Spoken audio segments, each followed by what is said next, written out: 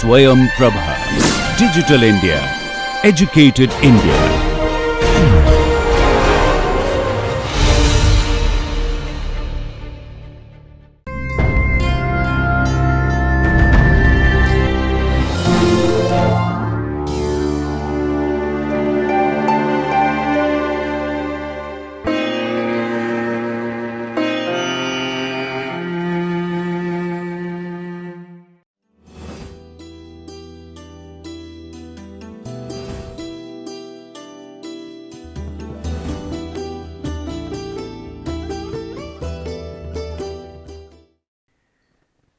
Well, we have studied about the stacking and reclaiming, and then we started talking about the closed storage. Now, as in the last class I told that we will be touching upon something of the design aspects of it.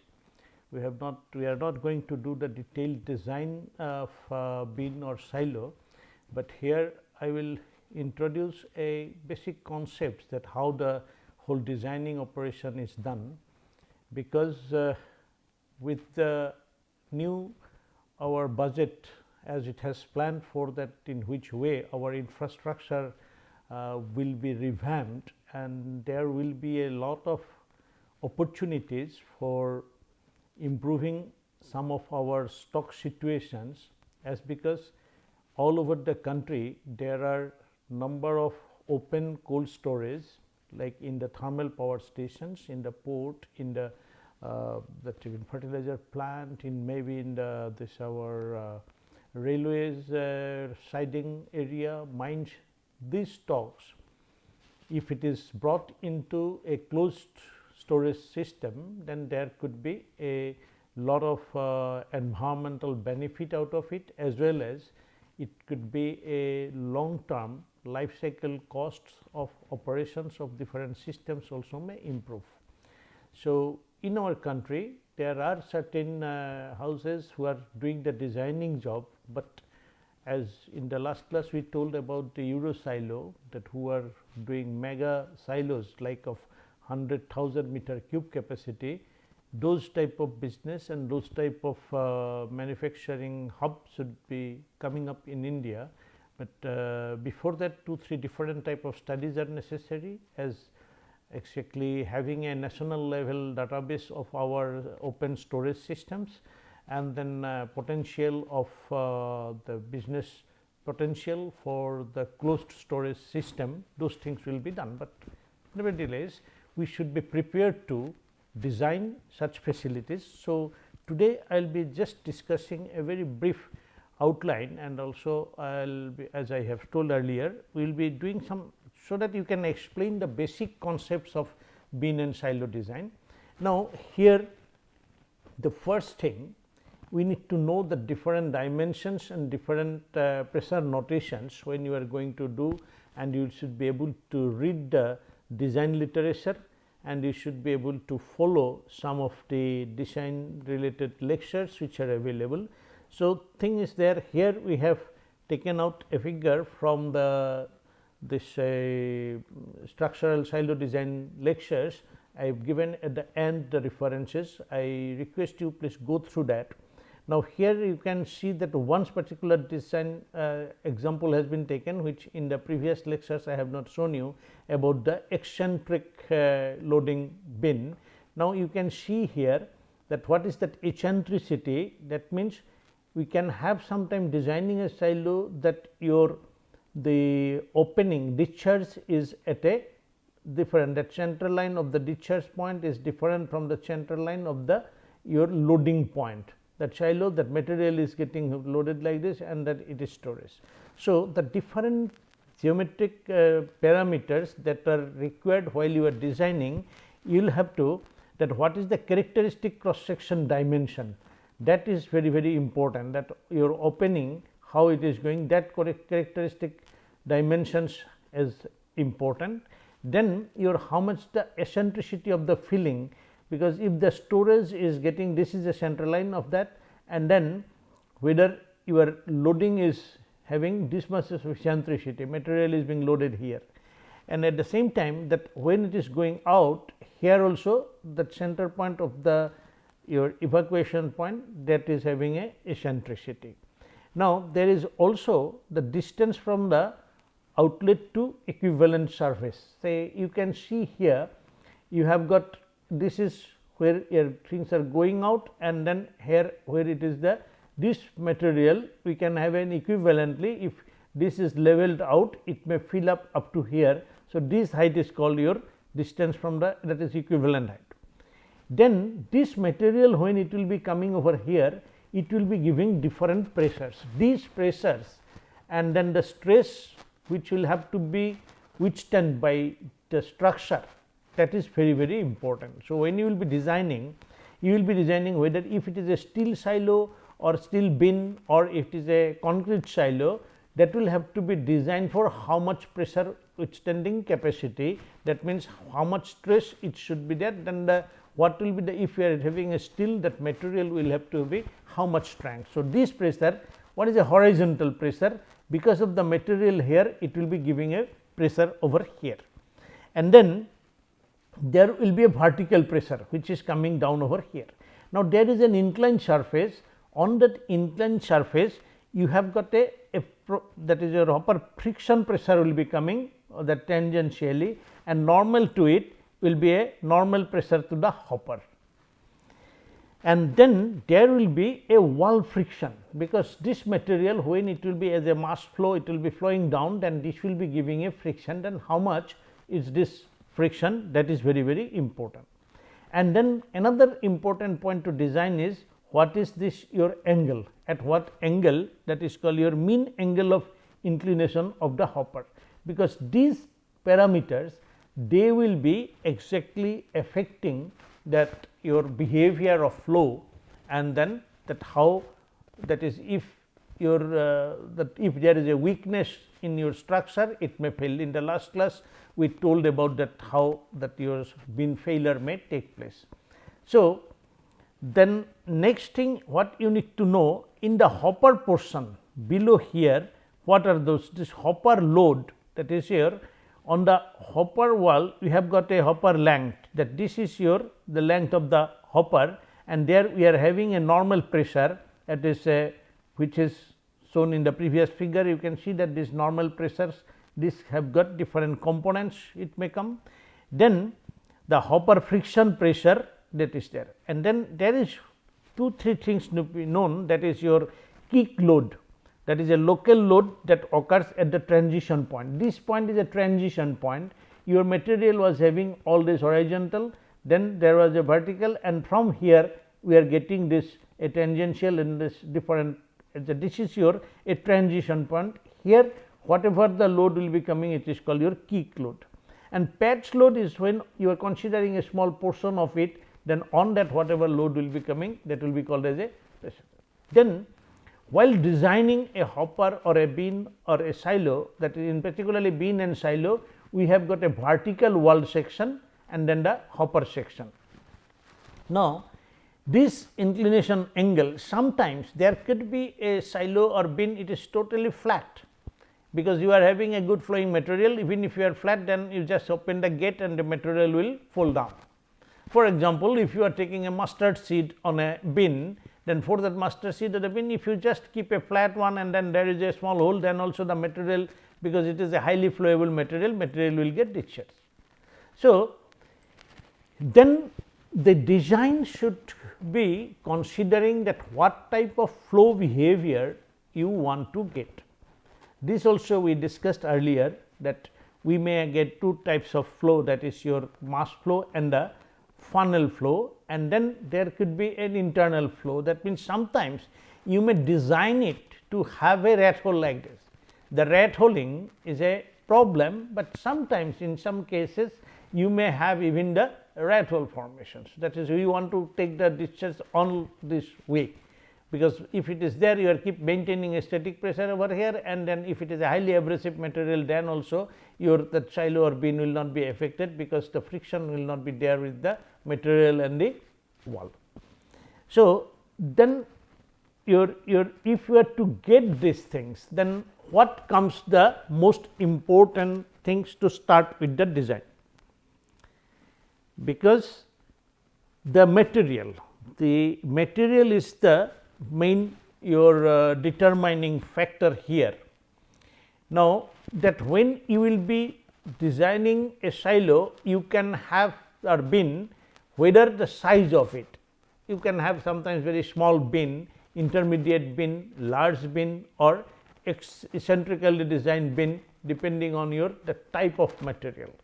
Normally, in a bin you may have up to greater than 1000 ton bins are considered as a large bins. Now, every country they have got the standard institutes, they give the standards, because for the safety in the workplaces, for that this design will have to be, you cannot make any design with that all the permitting and licensing authorities, they will not give you the use of such type of things if it is not that is following the required standards. So, that which class what you will be doing, that will have to be decided. Then the starting the process will be, first you will have to the strength and flow properties of the bulk solid.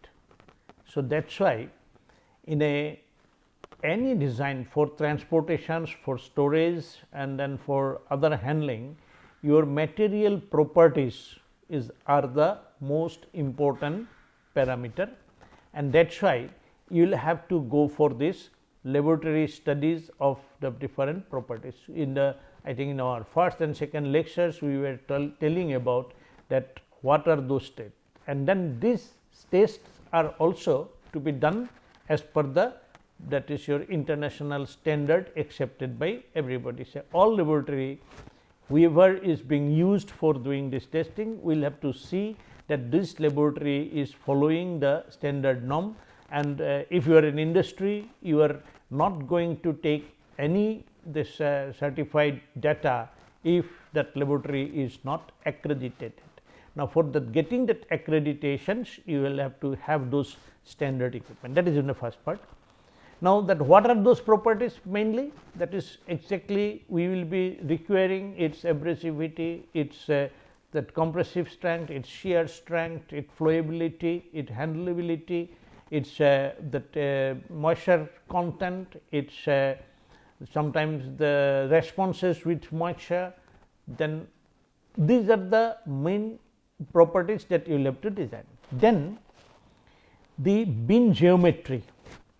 Now, that you will have to have here, all design is a first trial and error, and we need to do a brainstorming depending on what are your space availability, what are that your location of uses, whether it will be there in plant, and that if it is a in between a buffer stock between two processing operations, or it is the for the final your product to be stored, because if it is your intermediate buffer stock keeping bin, you will be loading to the next processing, but if you are taking the bin for the finished products, that which will have to be transported either by truck or it will have to be packeted.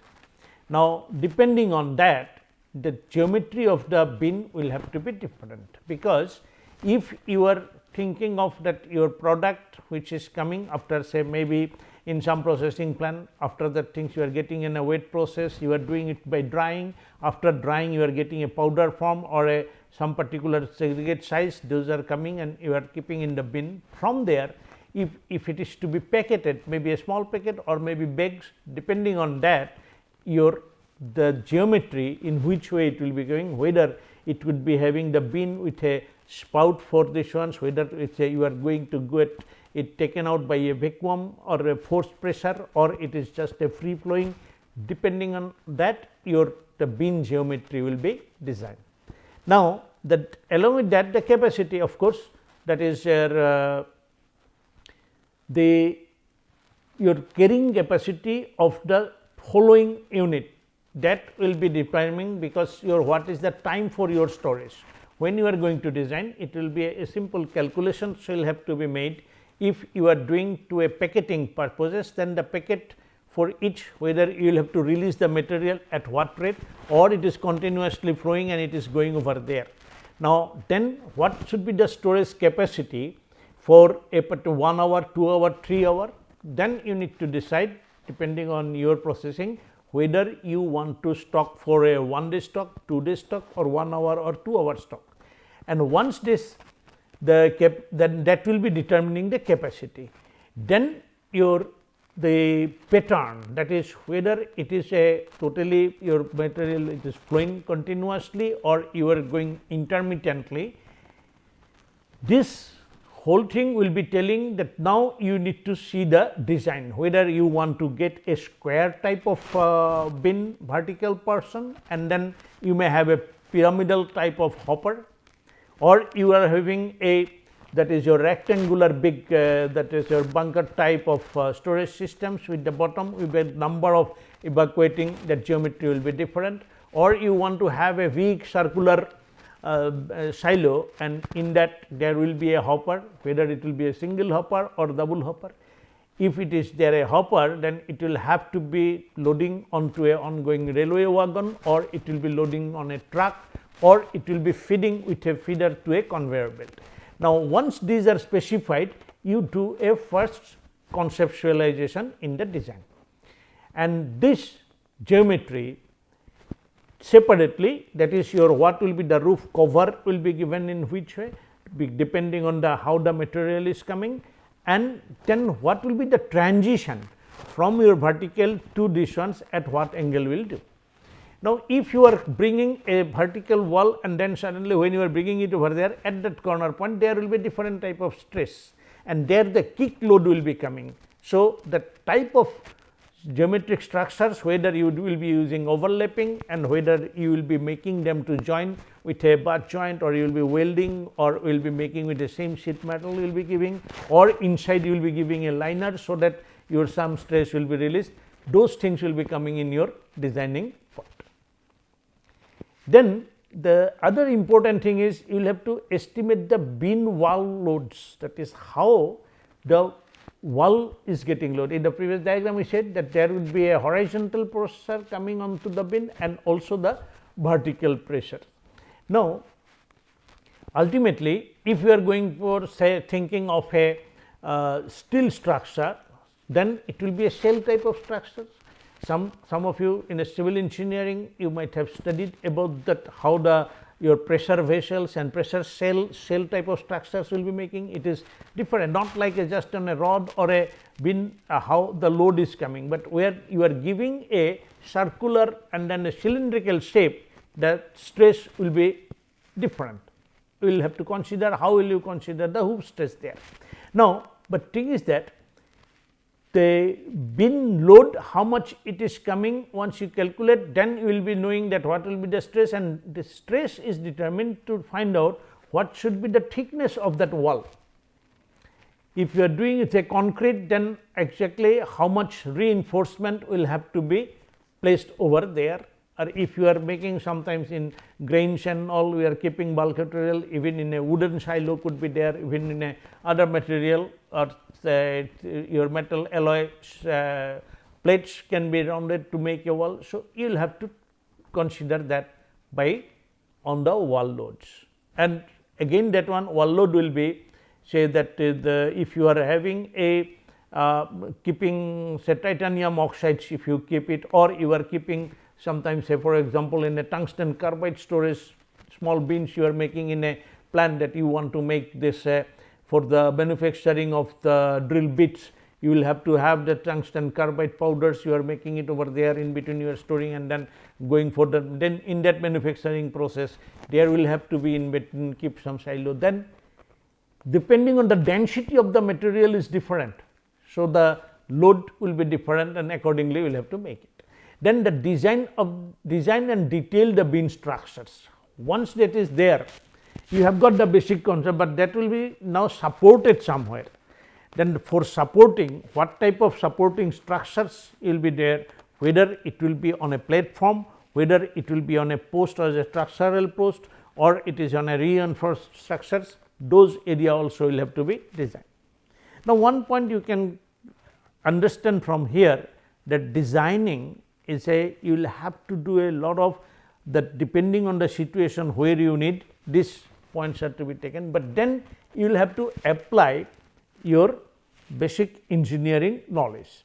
Now, what are those? First thing is that the size and geometry.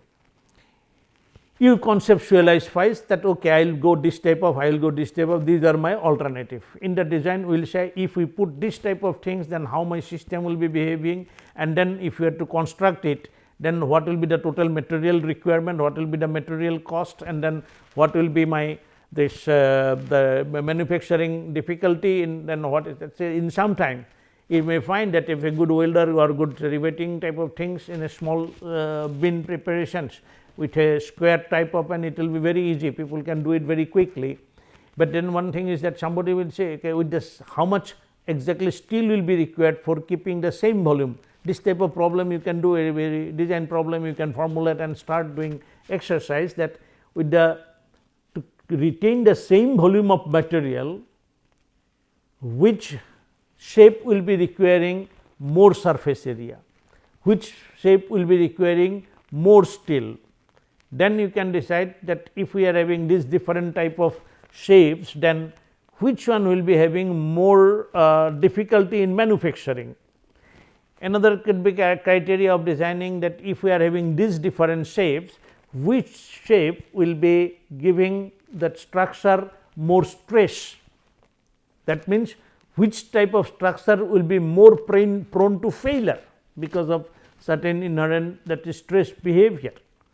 So, now is it clear that while designing we will have to go one by one and then to find it out. So, for example, each of the type has got its own advantages and disadvantages. You get circular bins for very efficient structure than the square one or rectangular bin, because they will be circular bin with the same amount of material, it can same amount of the structural material, still you can get more volume. So, as a result that material cost for a given volume will be less in case of circular bin. But for same height, that your square bin provides more storage space, if the same height of one, that keeping the equivalent diameter. So, this type of geometric and volumetric calculations you can test whether the statements are correct or not by putting a simple mathematical relation, you can prove it, it is possible. Then the flat bottom bins require less height, because you know that in that when you are making a hopper things with a 20 degree or 40 degree or 60 degree, as you go more it will become a longer. You might have seen even sometimes even for temporary storage in a cyclone, because of the lower one is such a steep angle and then going to a very low diameter, it takes a lot space. So, the platform in the plant you will have to keep a lot of height, lot of space, but flat bottom if it is there is no requirement of that hopper length. So, it could be compact. Then this other than the size is very important, that how will be determining that what will be the size of your, that what will be the capacity is what is your feeding rate and the discharge rate, because in a mill or in a plant your operations will be going continuously, at what is your receiving rate and what is your discharging rate, and then how much volume, your active volume all the time. Then sometimes because of the flow behavior, certain there will be a dead stock. Now, when there is a dead stock, at that time that your, if it is a rate rolling occurs, that flow rate will be reduced, at that time the demand will be fulfilled or not. So, these are the things need to be considered while specifying okay, our the discharge rate, say for example, in the thermal power stations we will have to send coal, say 5000 ton per hour we will have to send it. Now, that 5000 ton per hour will be going by a conveyor belt. Now, to feed the conveyor belt we want to have a silo. Now, that what should be the minimum size of that silo? We can calculate it out by simple mathematical relationship, because if that is the rate, what the question will be coming, at what rate that your feeding conveyor belt is there giving the material to silo. Now, the feeding conveyor belt can be having a variable rate, because the feeder conveyor belt which is bringing the material to the silo on the thermal power station, that belt may be loaded at different places by different dependent reclaimer. Now, at any time that there will be 3 reclaimer is feeding to the feeder belt, and each of them having say maybe 2000 ton per hour capacity. So, when all are working, there will be 6000 ton per hour will be coming, and then your material is going at a 5000 ton per hour. So, after some time that will be overflowed and your whole conveyor and all that thing will be there.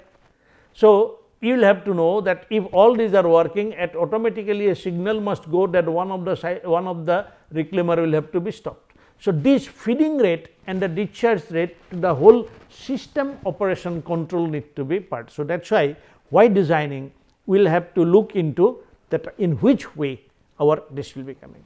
Similarly, that is your you will have to determine that how much quantity to be stored, then high discharge rate require deep hopper and steep wall. That is, if your discharge rate is to be more than your these are the conditions. So, for that the designing will be there. Then the normally the flat bottoms one will be for the low discharge, that in the bin we are telling. Then this ratio of the bin height to the diameter, because this will be having impact on your structural strength. So, that in Europe they have got that Euro code, they give the specification and the standard.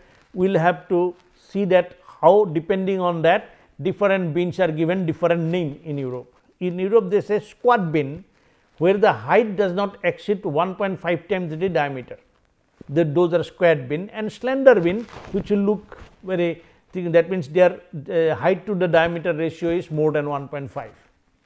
Now, if there then that exactly when the whole load will be coming, you will be knowing, those who know structure, that how the buckling load may come over there. If it is having a too much of slender, then over their height, that how the load distributions will be there, whether this will fail under buckling load or not need to be seen. Similarly, hoppers are usually conical, pyramidal and wedge shaped. Now, different type of shaped has got different type of manufacturing processes, difficulties, those are to be taken in designing. Then the outlet which is taking the material, as we said in the previous one diagram, it can be eccentric also. Sometimes you can design eccentric, but when you are doing an eccentric, you will see that there will be a difference of your pressure distribution that need to be taken into consideration. Now, then you will have to also in the design, that when you are talking about the material, whether you will be going a steel bin or you will be going a concrete bin. That is your, when there are different advantages and disadvantages. So, you will have to enumerate that. In a steel bin you can find out, because it is your sometimes for smaller constructions they are considerably they are going to be cheaper, but then the prefabricated one, and also sometimes they can be bolted and they can be shiftable, they can be taken from one to the another. But depending on what type of material you are keeping, if you are thinking of keeping a rice or a grains, then in a winter season, and then there is a your if it is called your some condensation takes place from the atmosphere, the moistures get during because of the cold, that the water will get accumulated inside these ones, then your if the grains inside that get wet, then it may get spoiled. So, depending on the material you will have to see, but if you are keeping a concrete bin and all, even in the winter season there will not be any this moisture formations inside will not be there, that can be thought of. So, these type of issues need to be seen.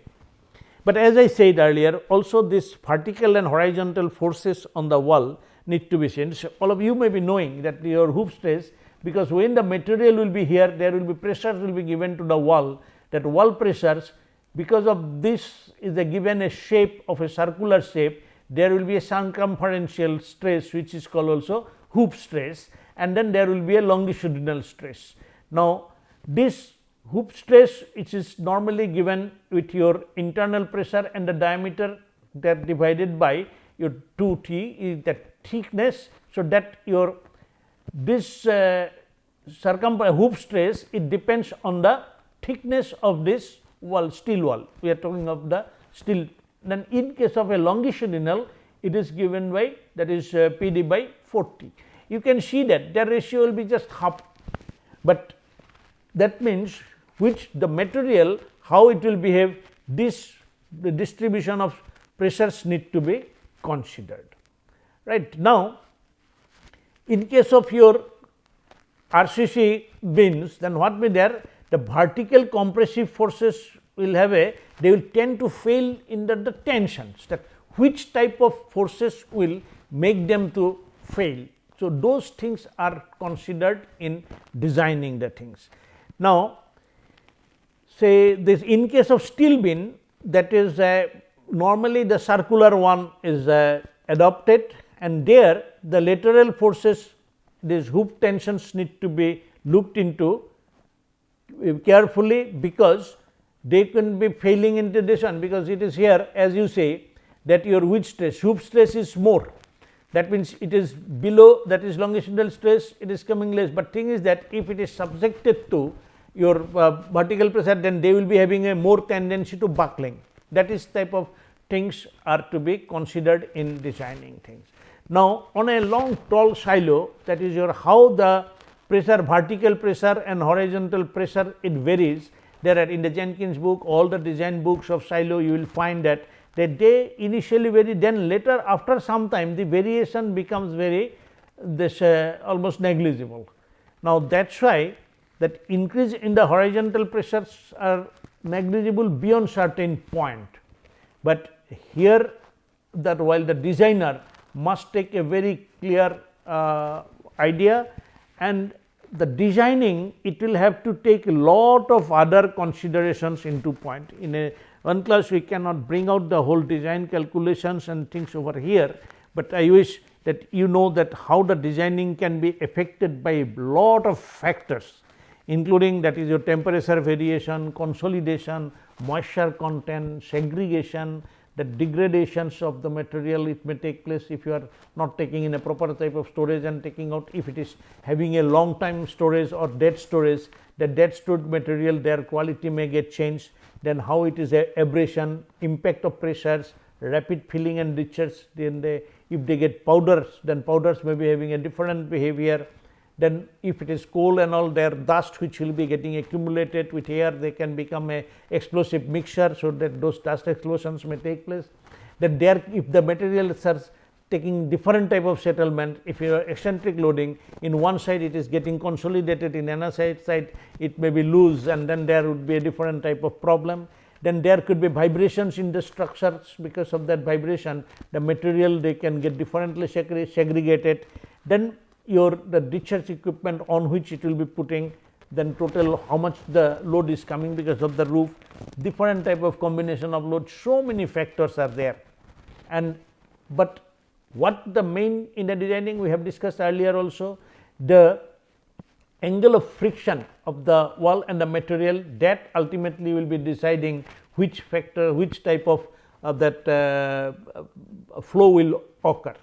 So, that is why at that stage of designing, your very important is to know the behavior, and there are experimental data, that is design handbook, they give these graphs and curves which will be the what flow regime for what type of friction, angular friction, what slope angle to be selected, this will have to be done carefully.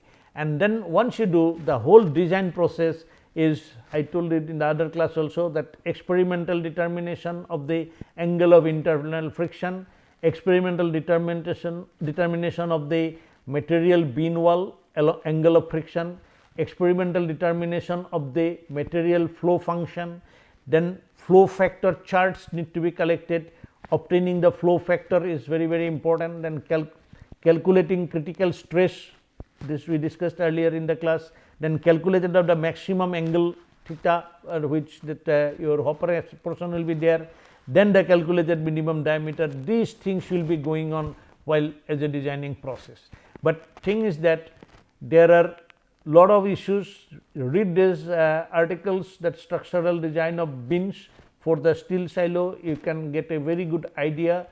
And if you wish, you will have to take, if you want to take this is an area of your expertise development, a systematic study of the bulk material properties, how it affect the design, and then making a list of the design formula and doing them over there, and doing some exercise will be necessary as a learning exercise.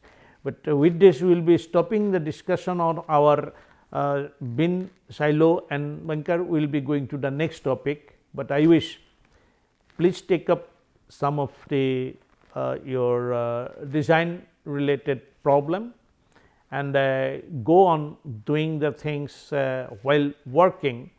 You will be learning. So, that is the things.